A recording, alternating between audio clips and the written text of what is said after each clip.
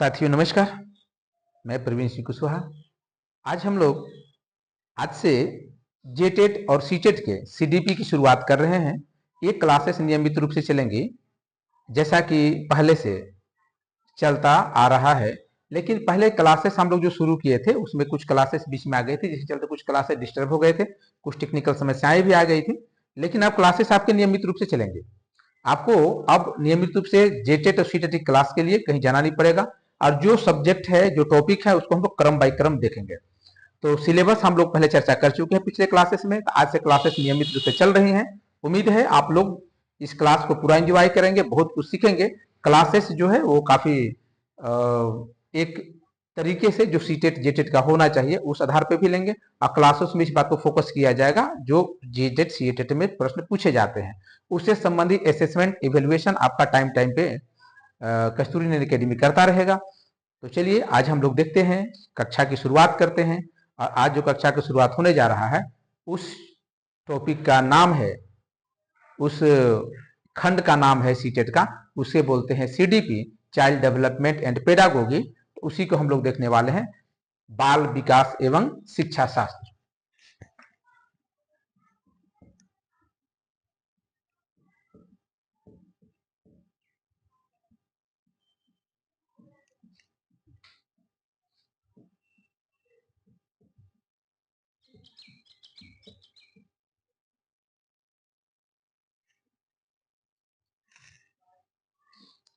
तो हम लोग देख रहे हैं बाल विकास एवं शिक्षा शास्त्र, जिसको आप बोलते हैं सीडीपी। सीडीपी शॉर्ट फॉर्म में बोलते हैं, चाइल्ड डेवलपमेंट एंड पेडागोगी।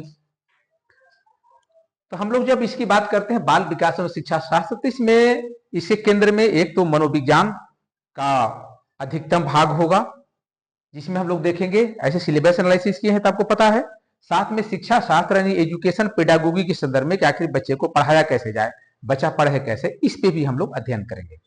तो चलिए हम लोग आज सबसे पहले जो शुरुआत है, जो हमारा जो कंसेप्ट हमारे स्टूडेंट का जो क्लियर होना चाहिए, वो क्लियर होना चाहिए। एक टॉपिक के लेकर के उसमें होना चाहिए मनोविज्ञान, शिक्षा एवं मनोविज्ञान, क्योंकि ये दोनों चीजें जुड़ी हुई हैं। शिक्षा एवं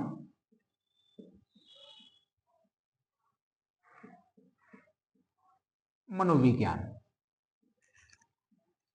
अगर हम लोग बाल विकास एवं शिक्षा शास्त्र की बात करेंगे तो इसके बिना आप सीडीपी की कल्पना नहीं कर सकते।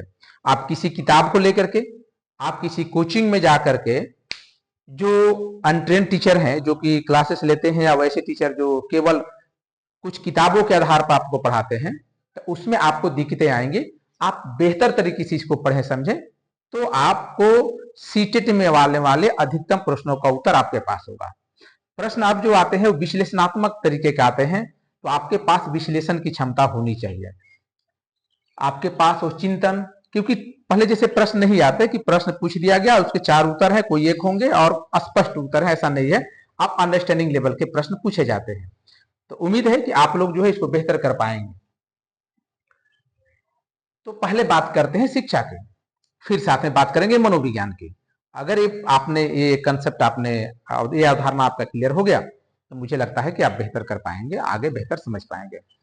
बात जब शिक्षा की होती है और शिक्षा को हम लोग जब पहचान समझते हैं कि शिक्षा क्या है, तो हम लोग मानते हैं सामान्यतः एक विद्यालय में जाकर के नामांकन करा लेना, विद्यालय में जाकर के पढ़ाई कर लेना और एक शिक्षक द्वारा पढ़ लेना, यही शिक्षा है, ऐसा हम मानते हैं। दूसरा बात हम लोग मानते हैं कि शिक्षा के लिए एक विद्यालय का होना जरूरी है, उस विद्यालय में शिक्षक का होना जरूरी है, उसके लिए कुछ पाठ्य पुस्तकें होंगी, उसके कुछ टाइम टेबल शेड्यूल्स होंगे और उसी को एंजॉय करना, उसी को कवर करना, उसी के साथ जुड़ना शिक्षा है। तो चलिए हम लोग समझते हैं कि क्या शिक्षा वास्तव में ही है या शिक्षा का कोई व्यापक रूप भी है। हम लोग जब शिक्षा की बात करते हैं तो हम लोग जहां जाते हैं वहां सिर्फ जाते हैं सीखने के लिए। हमारा काम शुरू होता है सीखना। इसी को हम लोग तकनीकी शब्दों में अधिगम भी बोलते हैं। इसको हम लोग अंग्रेजी में लर्निंग बोलते हैं। यही कुछ है। हम सीखना समझते हैं? जैसे जब विद्यालय से बच्चा आता है तो पूछा जाता है, ट्यूशन से आता है तो पूछा जाता है आज तुमने क्या सीखा, या पूछा जाता है कि तुम्हारा लर्निंग कैसा रहा, आज का लेसन कैसा रहा, क्या सीखा आपने आज। ऐसे हम अपने बच्चों से पूछते हैं। लेकिन बात ऐसा होता है कि क्या बालक केवल विद्यालय से सीखता है या विद्यालय के बाहर भी सीखता है? जब सीखने की बात आएगी तो क्या वो व्यक्ति जो विद्यालय नहीं जाता, क्या वो नहीं सीखता है? या जो व्यक्ति जिसने ये समझा ही नहीं, उसे पढ़ने ही नहीं आया, उसे सीखा ही नहीं कि पढ़ा भी जाता है, जाना ही नहीं कि पढ़ा भी जाता है, क्या वो नहीं सीखे? क्या हमारे पूर्वज जो लंबे समय से आज तक हमें पीढ़ी दर पीढ़ी ज्ञान का जो स्थानांतरण कर रहे हैं, जिसके बदौलत हम बहुत सारी चीजों को सीख रहे हैं, क्या वो पढ़े लिखे नहीं थे तो वो सीखते नहीं थे? अगर उन्हें सीखा नहीं तो मुझे सीखा जा कैसे? बात ही आती है। तो जब हम लोग बात करते हैं सीखने सिखाने की, तो उसमें एक बातें और निकल करके आती हैं कि सीखना जो है वह कभी भी विद्यालय और एक नियमितता का मोहताज नहीं है। सीखना एक प्रक्रिया है जिसमें कोई भी व्यक्ति कभी भी कहीं भी सीख सकता है। इसकी शुरुआत हम लोग करते हैं सीखने के संदर्भ में, तो हम लोग कह सकते हैं कि सीखना गर्भावस्था से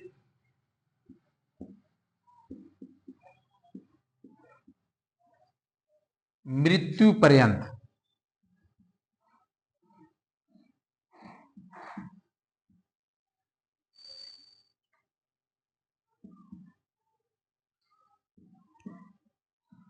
चलता रहता है या चलने वाली प्रक्रिया है। तो गर्भावस्था से, जब बालक गर्भ में होता है तब से वो सीखना शुरू करता है और मृत्यु तक सीखता है। इस संदर्भ में कुछ शिक्षाविदों को लेकर के कुछ शिक्षाविद इस पे विवादित हैं। वो कहते हैं कि गर्भावस्था से नहीं, वो बोलते हैं कि जन्म से। लेकिन मैं इसके संदर्भ में आपको कुछ एग्जाम्पल्स दे दूं, इसके संदर्भ में मैं आपको कुछ बता दूं कि जो भारतीय संदर्भ है इसमें इस बात का जिक्र है कि गर्भावस्था से सीखा जा सकता है। इसके उदाहरण हमें एक दो उदाहरण मिलते हैं, छोटी सी चर्चा इसकी भी कर लें। तो जब इसके हम लोग कहते हैं कि सीखने के बारे में गर्भावस्था से सीखा जा सकता है, तो उसमें बात आती है, एक एग्जाम्पल वो आती है अभिमन्यु की।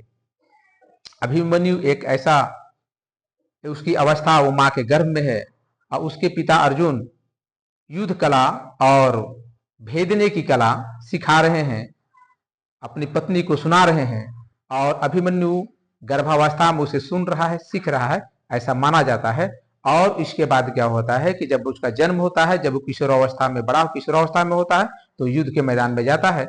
लेकिन उसने एक कला, एक कौशल को उसने नहीं सीख पाया था क्योंकि माँ को नींद आ गया था। तो कहा जाता है कि अभिमन्यु उस बात को नहीं सीख पाए और उसी कला के अभाव में उनको लोगों ने घेर लिया, कौरवों ने, और उनकी हत्या हो गई। वो युद्ध में शहीद हो गए, आज के संदर्भ में कर सकते हैं, या वीर गति को प्राप्त हो गए। तो ऐसा एक उदाहरण हम लोग एक मिला। दूसरा उदाहरण मैं आपको बता दूं जो गर्भावस्था से मृत्यु पर्यंत चलता रहता है, तो उसका मैं अभी कुछ साल पहले का उदाहरण बता रहा हूं। भारत के स्वतंत्रता के बाद की बात बता रहा हूं। भारत स्वतंत्र हो चुका था और बहुत सारे सेमिनार और कार्यशाला ऑर्गेनाइज किए जा रहे थे, जिसमें एक कार्यशाला में, एक कॉन्फ्रेंस में, सम्मेलन में एक वक्ता थे, उनका नाम था डॉक्टर राधाकृष्णन। डॉक्टर राधाकृष्णन एक महान शिक्षक थे, साथ में एक महान शिक्षाविद भी थे। यही कारण था कि स्वतंत्र भारत में पहला जो शिक्षा के संदर्भ में आयोग बना, जिसे आप लोग विश्वविद्यालय आयोग जानते हैं, जिसे आप जानते हैं विश्वविद्यालय आयोग,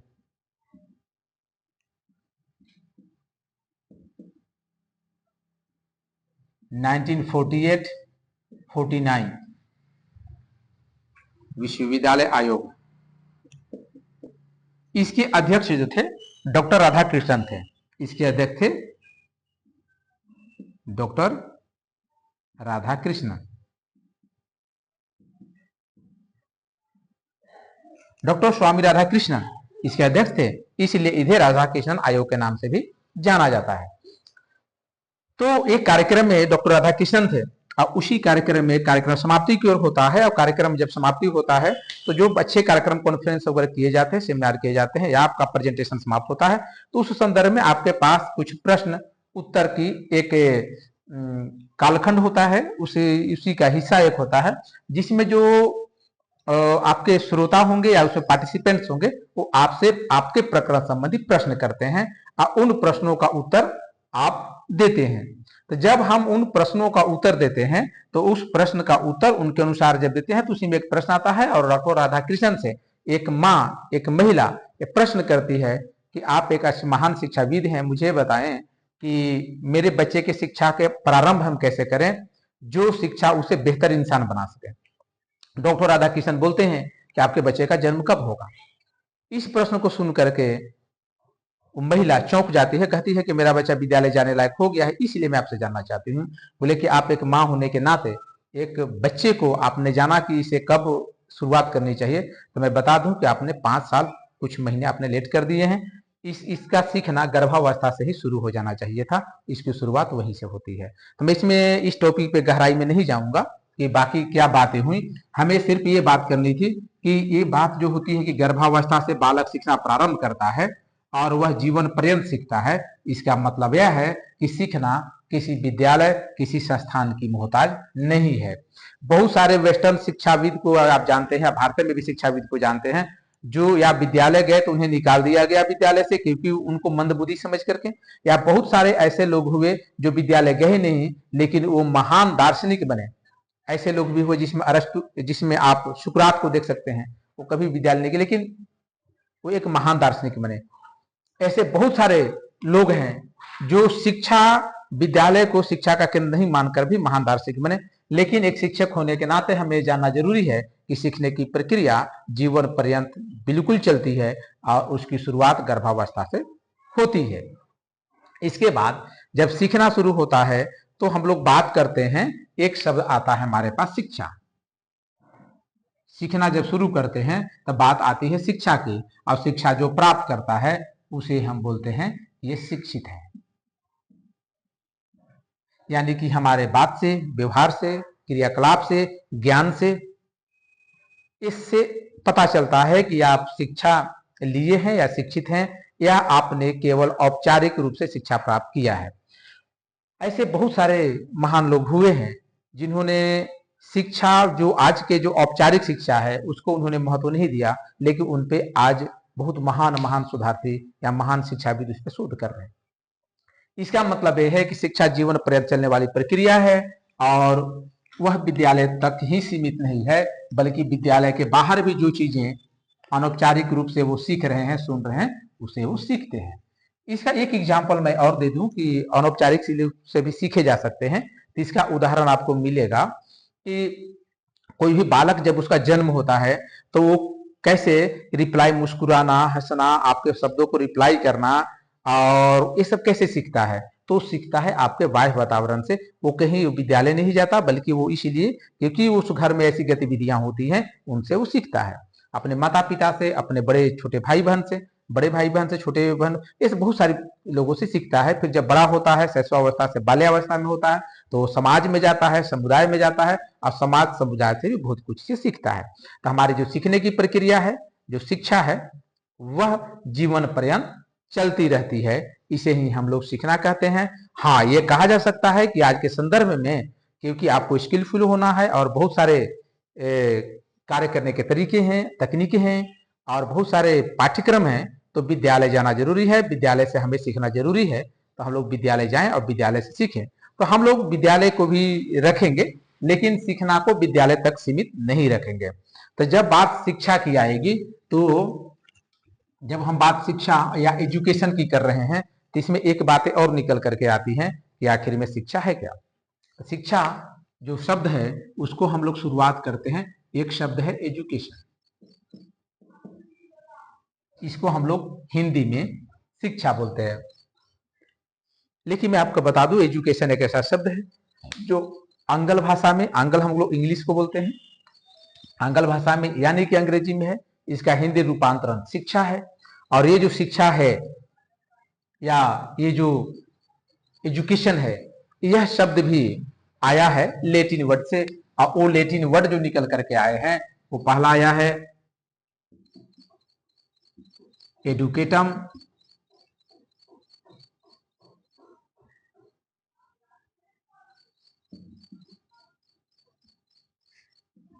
एडुशियर एंड एडुकेयर।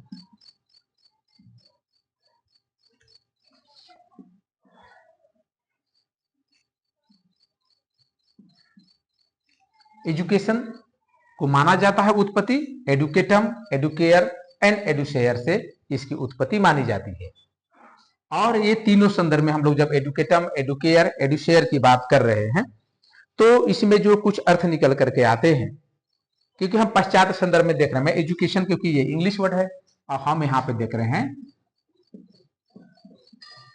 पश्चात संदर्भ में, वेस्टर्न के संबंध में, क्योंकि ये एजुकेशन पश्चात लैंग्वेज था। इसमें जो शब्द निकल करके आए एडुकेटम, एडुकेटम की जब बात करते हैं तो इसको हम लोग माना जाता है कि यह दो शब्दों ई प्लस ड्यूको से निकल करके आया है। ई प्लस ड्यूको का अर्थ होता है, ई का मतलब होता है टू लीड आउट,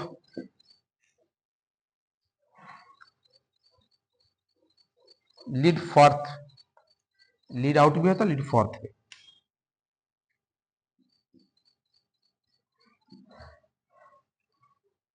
इसके बाद लीड फोर्थ के बाद जो निकल करके आता है इसका मतलब होता है अंदर से बाहर निकालना।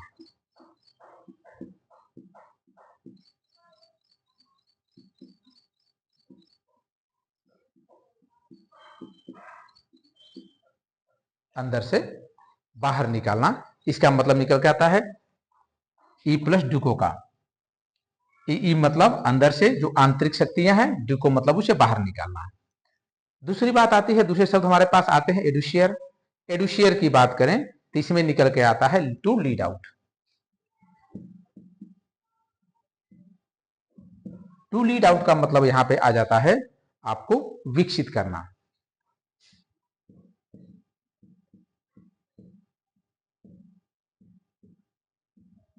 विकसित करना। अब हम लोग बात जब एडुकेयर का करें तो यहां आता है to educate, to bring up, to rise.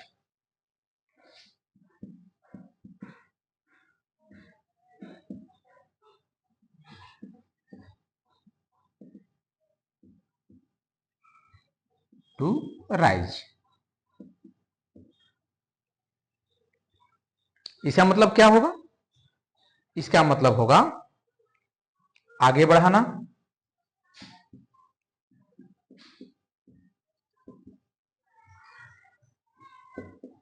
ऐसे आप कह सकते हैं कि शिक्षित होना हो सकता है, शिक्षित करना। तो इसमें ए जब उस समय शब्द जो वास्तविक शब्द है एडुकेयर का, उसमें जो निकल करके आता है वो आता है आगे बढ़ाना। फिर आता है उसको ब्रिंग अप, बाहर निकालना।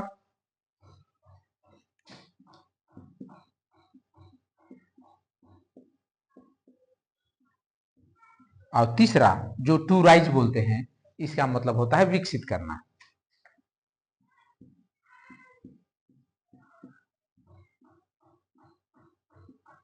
अब हम लोग एजुकेशन की, अगर हम वेस्टर्न के अनुसार, वेस्टर्न फिलोसफी के अनुसार अगर एजुकेशन की बात करें तो इसमें जो बातें निकल कर आती है एडुकेटम, मतलब इसका भी मतलब होता है अंदर से बाहर निकालना या विकसित करना। टू लीड आउट का भी मतलब होता है विकसित करना। और हम जो आगे एडुकेयर के बारे में देख रहे हैं उसका भी मतलब आगे बढ़ना, आगे बढ़ाना, बाहर निकालना और विकसित करना। इसका मतलब एक समान अर्थ में हम देखें एजुकेशन को वेस्टर्न के अनुसार तो इसका मतलब होता है अंदर से, इसको और बेहतर लिखा जा सकता है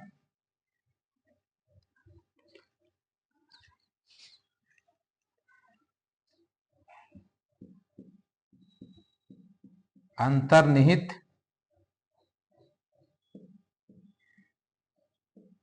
शक्तियों को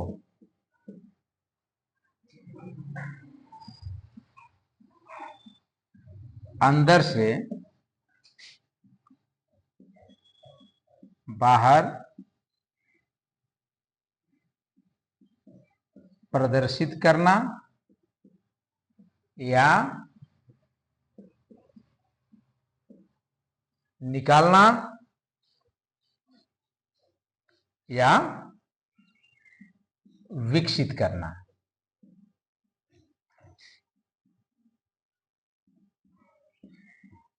अगर हम लोग इस तीनों का एडुकेटम, एडुकेयर एंड एडुशेयर की बात करें, तीनों का अर्थ एक ही निकल के आता है कि जो बालक के अंदर या जिसको सिखाने जा रहे हैं, जिसके बताने जा रहे हैं, उसकी जो अंतर्निहित शक्तियां हैं, उन शक्तियों को अंदर से बाहर प्रदर्शित करना है। जो अंदर है वो बाहर दिखे, परफॉर्म कर सके, या उसे निकाले या उसको विकसित करे, ये प्रयास करना एक शिक्षक की जिम्मेवारी बनती है। तो इसी को हम लोग बोलते हैं एजुकेशन। और हम लोग एजुकेशन को अगर भारतीय संदर्भ में देखें, यदि हम लोग एजुकेशन को भारतीय संदर्भ में देखते हैं तो ऐसा ही कुछ भारतीय संदर्भ में भी निकल करके आता है।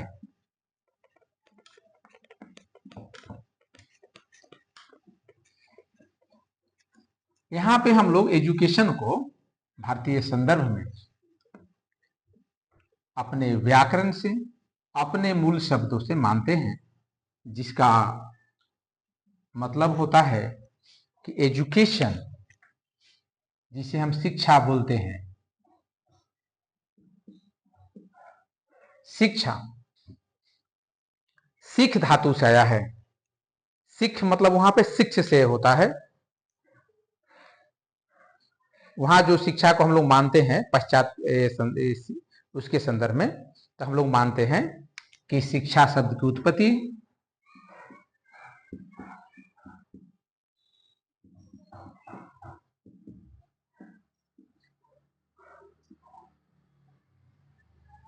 उत्पत्ति संस्कृत भाषा के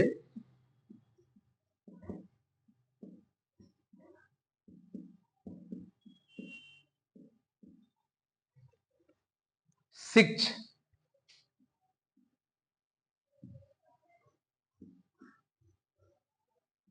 शिक्ष जिसको हम लोग प्रोनाउंसिएशन में, उच्चारण में हिंदी में संयोगिया छ को ख बोलते हैं, तो इसको बोलते हैं शिख, धातु से हुई है।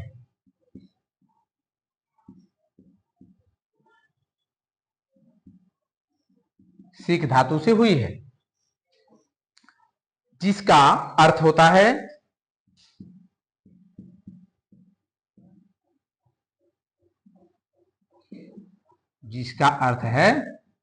सीखना एवं सिखाना।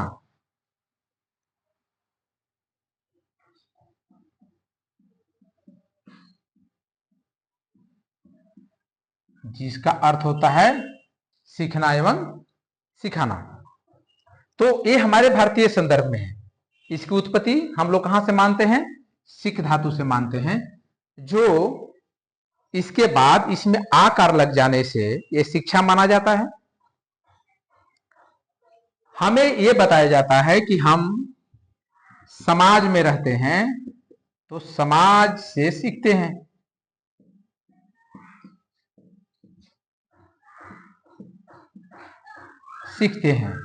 यहां पे भारतीय संदर्भ में समाज की बात करें तो आपका एक सामान्य समुदाय, गांव, ये एक समाज है।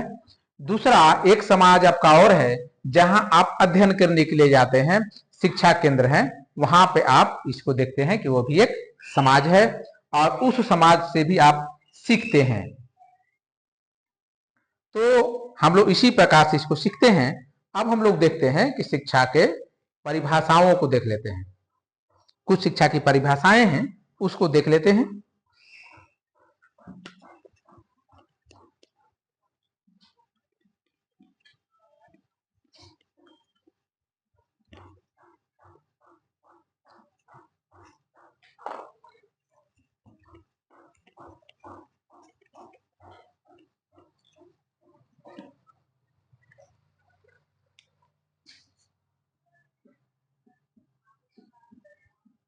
परिभाषाएं हमें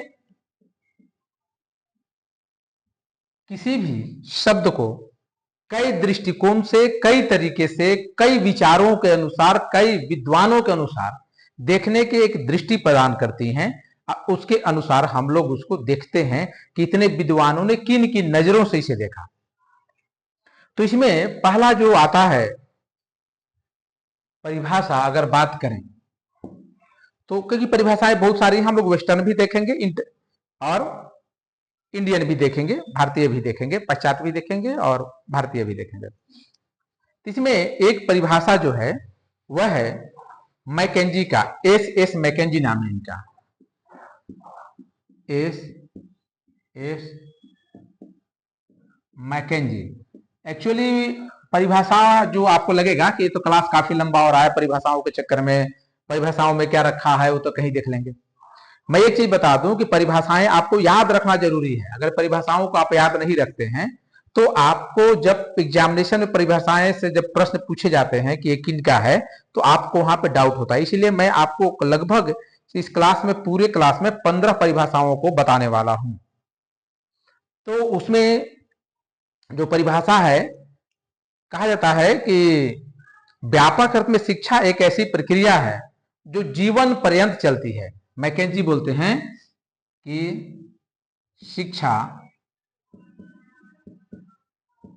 हम लोग केवल कीवर्ड याद रखेंगे, पूरा परिभाषा नहीं, पूरा परिभाषा पढ़ लेंगे, जीवन पर्यंत चलती है। मैकेंजी कहते हैं कि जीवन पर्यंत चलती है, यानी कि इन्होंने व्यापक अर्थ में कहा है, जो तथा जो जीवन के प्रत्येक अनुभव से संबंधित है, जो जीवन के प्रत्येक अनुभव से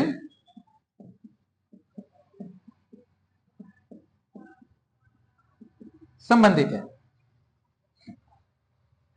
जीवन के प्रत्येक अनुभव संबंधित है, ये मैकेंजी का मानना है। इसके अलावा जो दूसरी परिभाषा है वह है सुकरात का। सुकरात क्या कहते हैं, मैं आपको परिभाषाओं को केवल कीवर्ड पे फोकस कर रहा हूं, आपको याद रहेगा। ये कहते हैं कि शिक्षा का अर्थ उन सर्वमान्य विचारों को विकसित करना है जो प्रत्येक मनुष्य के मस्तिष्क में विलुप्त है।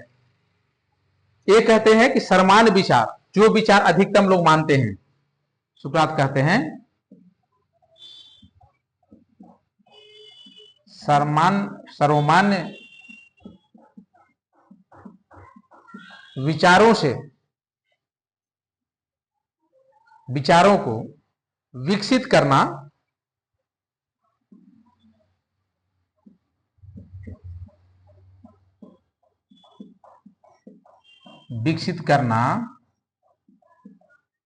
सर्वमान्य विचारों को विकसित करना है जो प्रत्येक मनुष्य के मस्तिष्क में विलुप्त है, जो प्रत्येक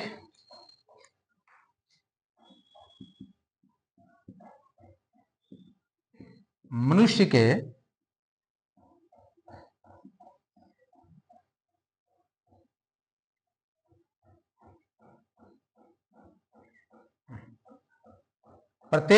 के मस्तिष्क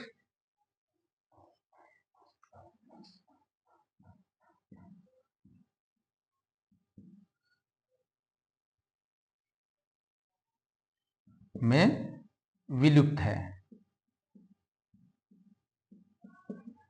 कभी कभी सामान्य शब्द भी दिमाग से उतर जाते हैं, मस्तिष्क लिखने में मुझे दिक्कत हो गया थोड़ा सा, विलुप्त है।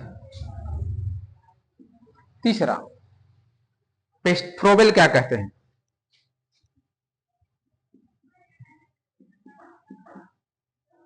फ्रोबेल कहते हैं शिक्षा वह प्रक्रिया है जिसके द्वारा बालक की जन्मजात शक्तियां बाहर प्रकट होती हैं।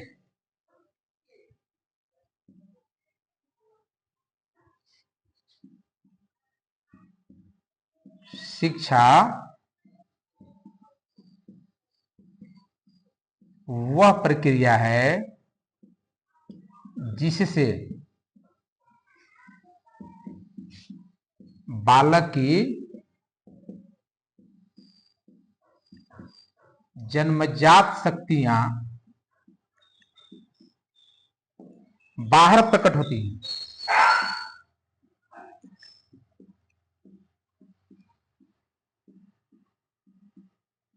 हम लोग एक एक परिभाषा को थोड़ा निकालें। इसमें कीवर्ड्स क्या मिला? मैकेंजी बोले जीवन पर्यंत चलती है और अनुभव से संबंधित है। तो आप यहां पे जो याद करेंगे वो है मैकेंजी का जीवन पर्यंत चलती है और अनुभव से संबंधित है। ये दो अगर आप याद कर लिए तो आपको परिभाषाएं याद हो गई। याद रखना है क्योंकि परिभाषाएं एक जैसे मेल किसी की नहीं खाती। दूसरा, सुकरात क्या कहते हैं? सर्वमान्य विचारों को विकसित करना है जो मनुष्य के मस्तिष्क में विलुप्त है। मनुष्य के मस्तिष्क में विलुप्त है, इसको आपको याद रखना है। फ्रोबेल क्या कहते हैं? ये एक प्रक्रिया है जिसमें बालक जन्मजात शक्तियों को, यहां पे जन्मजात शक्ति है तो इसमें क्या करेंगे कि जन्मजात शक्ति को बाहर प्रकट करती है। फ्रोबेल जन्मजात शक्ति को बाहर प्रकट करती है, ये शिक्षा की प्रक्रिया है, ऐसा कहना है फ्रोबेल का।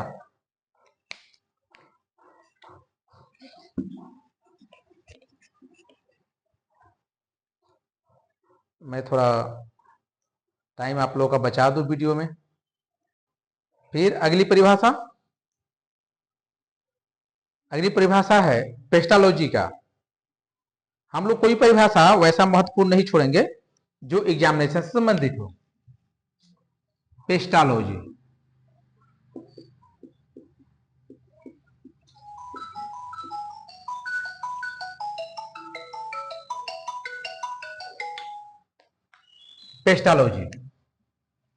पेस्टालॉजी के संदर्भ में क्या है? पेस्टालॉजी क्या कहते हैं? पेस्टालॉजी कहते हैं शिक्षा मनुष्य की जन्मजात शक्तियों का स्वाभाविक समरस और प्रगतिशील विकास है। क्या कहते हैं? व्यक्ति की जन्मजात शक्तियों का,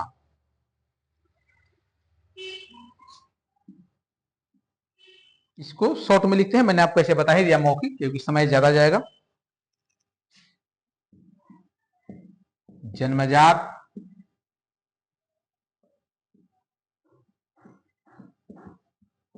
शक्तियों का, जन्मजात शक्ति किसमें था? पिछले परिभाषा में भी था जन्मजात शक्ति, फ्रेबेल वाले में भी, इसमें भी जन्मजात शक्ति है, लेकिन किसके साथ है उसको आपको देखना है। तो जन्मजात शक्तियों का स्वाभाविक समरस और प्रगतिशील विकास है। स्वाभाविक समरस एवं प्रगतिशील विकास,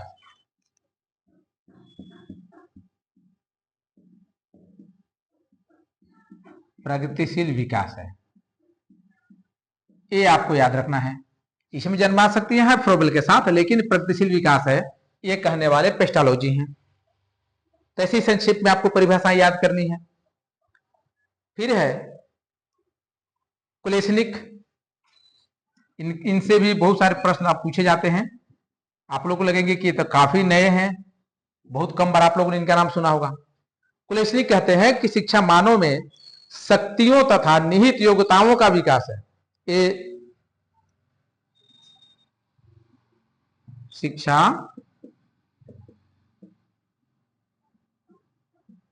मानव में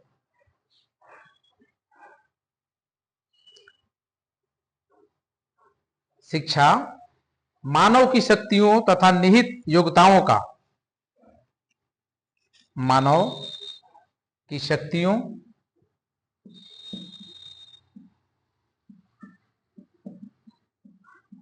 तथा निहित योग्यताओं का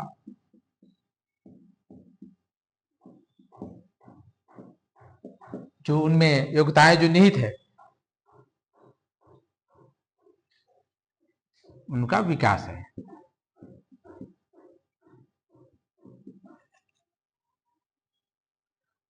मानव की शक्तियों तथा निहित योग्यता, शक्तियों एवं निहित योग्यता, ये कीवर्ड याद रखता है, इन्हीं का विकास है, क्लेंस्की बोलते हैं।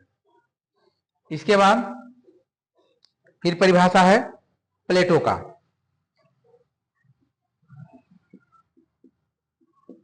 प्लेटो क्या कहते हैं? प्लेटो के संदर्भ में ये बातें निकल करके आती हैं। ये कहते हैं शारीरिक, मानसिक तथा बौद्धिक विकास की प्रक्रिया ही शिक्षा है। शारीरिक, मानसिक तथा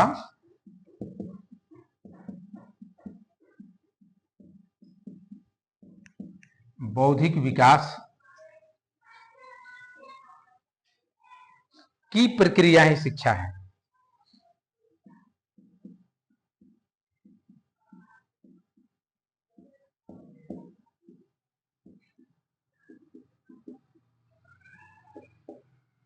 ये बताया है इन्होंने, प्लेटो ने। फिर एडम्स के ने क्या बताया?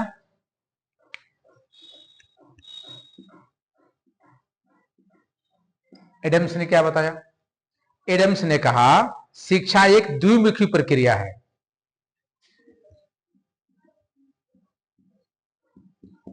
शिक्षा एक द्विमुखी प्रक्रिया है जिसमें एक सीखने वाला और एक सिखाने वाला, यानी कि एक शिक्षक और दूसरा छात्र होता है।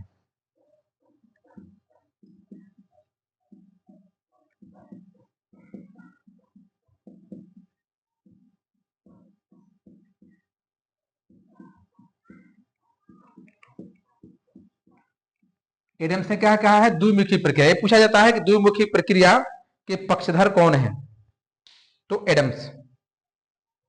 ऐसे बहुत सारे और लोग भी हैं, लेकिन हम लोग एडम्स को देखते हैं और परिभाषाओं में इनका जिक्र है। हम लोग देख रहे हैं परिभाषाएं, इसमें हम लोग एडम्स को देखा। इसके बाद आता है टीपी नन का।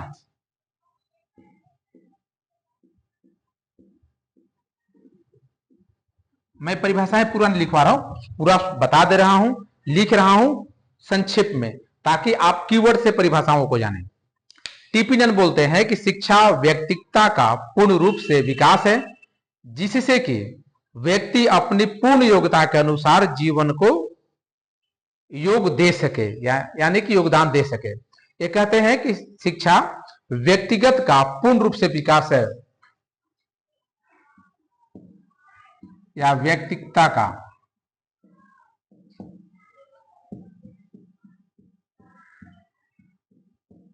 पूर्ण रूप से विकास है।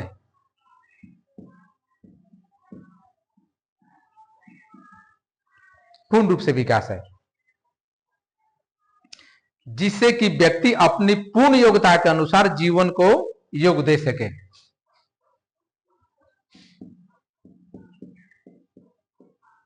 जिससे व्यक्ति, क्योंकि व्यक्ति जो है उसमें अपनी योग्यता है, अपनी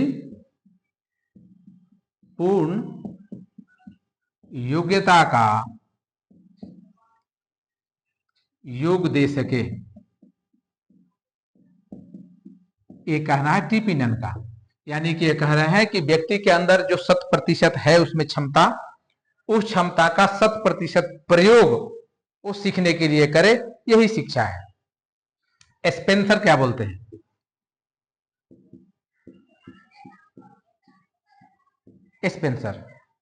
स्पेंसर कहते हैं शिक्षा मानव के अंदर तथा बाह्य में संबंध स्थापित करती है। शिक्षा मानव के अंदर एवं बाह्य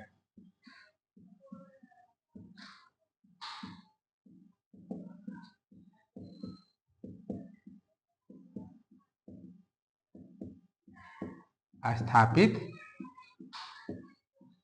करती है। क्योंकि जो व्यक्ति है, बालक है, उसके शिक्षा जो अंदर नहीं शक्तियां हैं उसे बाहर प्रदर्शित करना है, इनका भी कहना इसी प्रकार से है। लेकिन इनकी परिभाषा याद करेंगे तो लिखेंगे अंदर एवं बाहर में संबंध स्थापित करता है, ये कहना है स्पेंसर का। फिर अगली परिभाषा है रूसो का।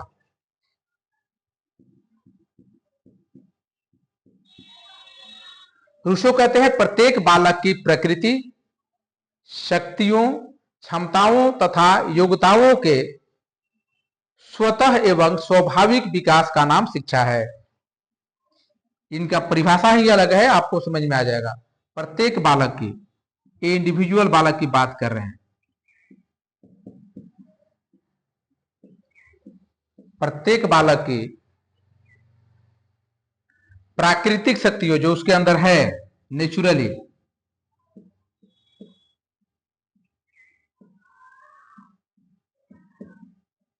प्राकृतिक शक्तियों, क्षमताओं तथा योग्यताओं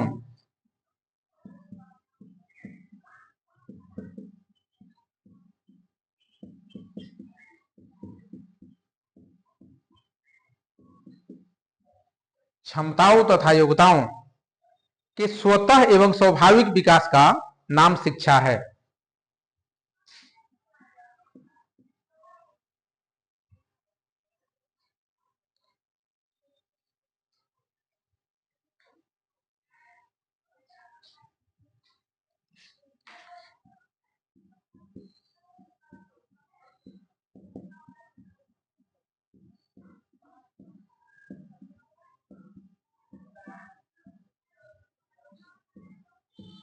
स्वाभाविक विकास का नाम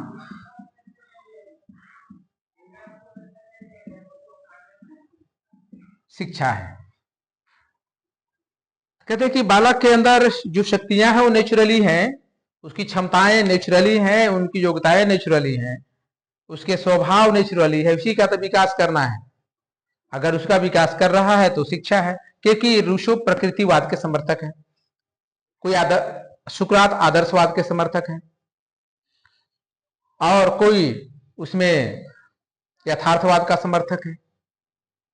तो जो समर्थक जिस विचारधारा से हैं उनकी परिभाषाएं भी वैसे ही आती हैं।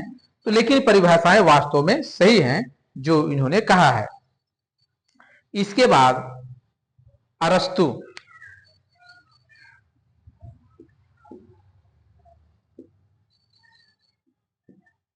इनको नहीं छोड़ा जा सकता। शिक्षा का अर्थ है स्वस्थ शरीर में स्वस्थ मन का निर्माण करना।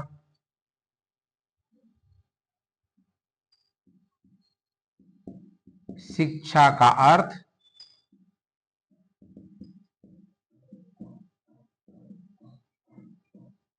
स्वस्थ शरीर में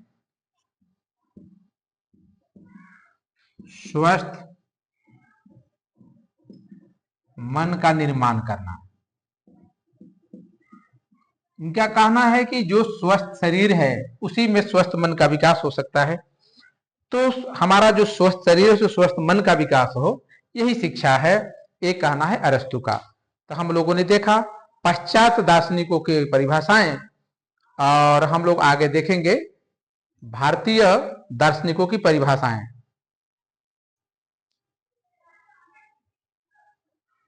तो जब हम लोग देखेंगे भारतीय विद्वानों की परिभाषाएं, इसमें कुछ नाम आएंगे जो महत्वपूर्ण परिभाषाएं हैं। इसमें है महात्मा गांधी।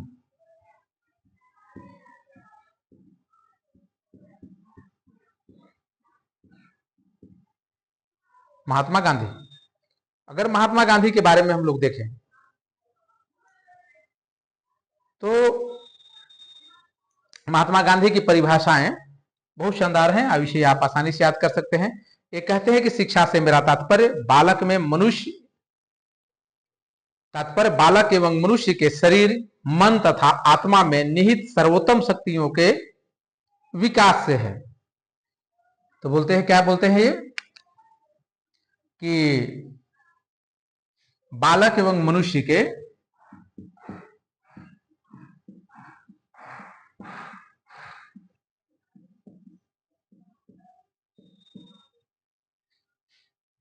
शरीर, मन तथा आत्मा में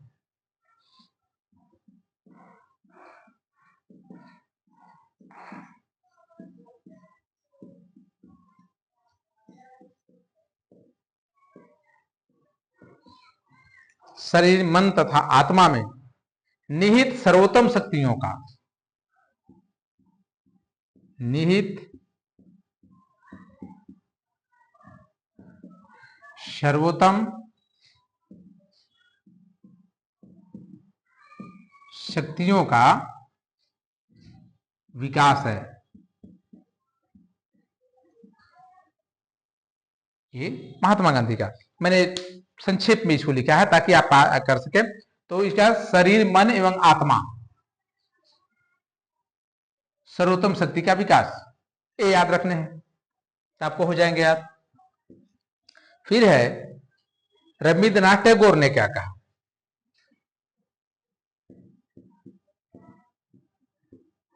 आर.एन. टैगोर, आर.एन. टैगोर कहते हैं, रविंद्रनाथ टैगोर कहते हैं शिक्षा का आशय मस्तिष्क को उस योग्य बनाना है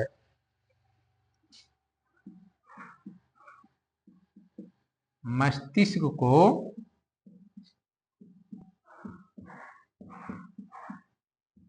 उस योग्य बनाना है, जो अपना मस्तिष्क है उसको ऐसा बनाना है, उस योग्य बनाना है कि वह चिंतन,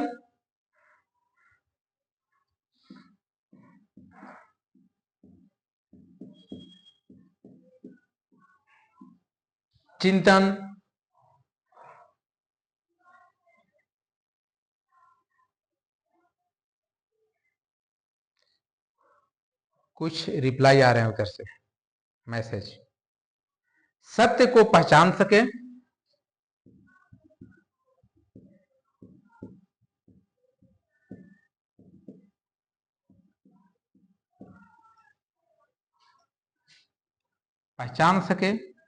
क्या करना है कि वो सत्य को, ऐसा चिंतन और मन होना चाहिए उसका, उसकी जो शक्तियां हैं उसमें, कि वह सत्य को पहचान सके, उसके साथ एक रूप हो सके और उसे अभिव्यक्त कर सके।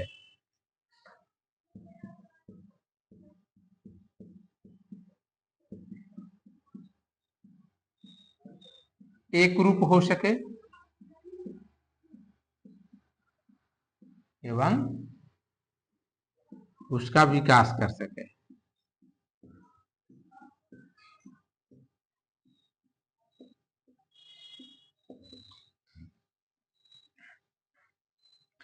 या अभिव्यक्त कर सके।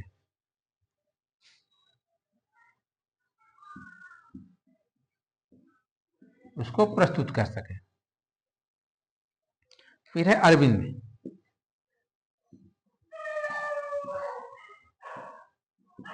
अरविंद घोष क्या कहते हैं। अरविंद घोष कहते हैं शिक्षा का अभिप्राय व्यक्ति की आंतरिक शक्तियों से है।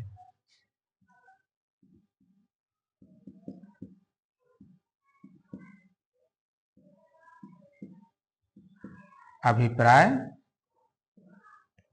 व्यक्ति की आंतरिक शक्तियों से है, जिसके अंदर शक्तियां निहित हैं।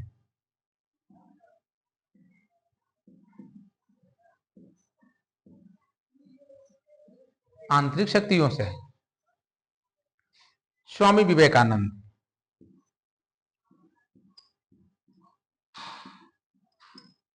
विवेकानंद क्या कहते हैं। विवेकानंद कहते हैं मनुष्य में निहित परिपूर्णता का प्रदर्शन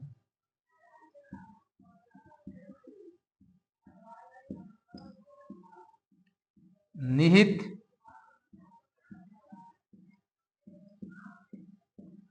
परिपूर्णता का प्रदर्शन, जिसमें अंतर्निहित जो शक्तियां हैं व्यक्ति के अंदर, उसको बाहर निकालना, उसी को कहा जाता है प्रदर्शन करना ही शिक्षा है।